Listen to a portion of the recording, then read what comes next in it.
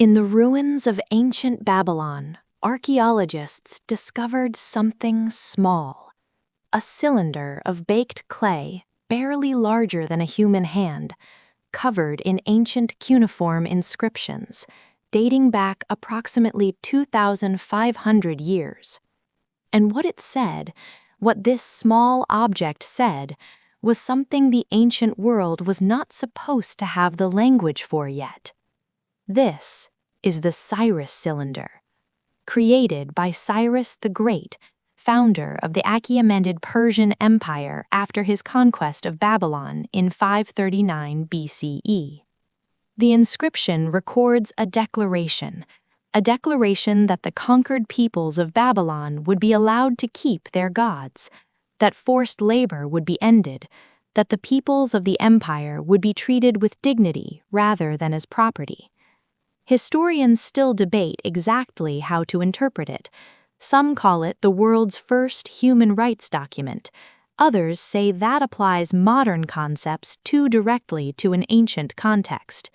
What almost no one disputes is this: it is extraordinary, and it came from Iran. Think about what this means in historical context.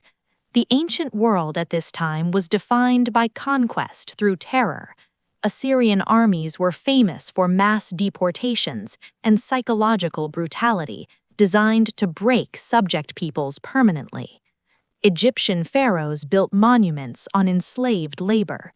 Conquest meant the erasure of the conquered. Cyrus built the largest empire the ancient world had yet seen, stretching from the borders of India to the shores of Libya, encompassing over 40 distinct ethnic groups, and governed it with a philosophy that said the exact opposite.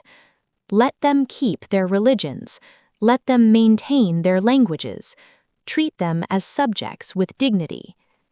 Archaeological records at Persepolis show that even the workers who built the Great Palace complex were paid wages. Payment records exist. In an ancient world of forced construction labor, Persian workers were compensated. This is the civilization that modern headlines reduce to a geopolitical problem.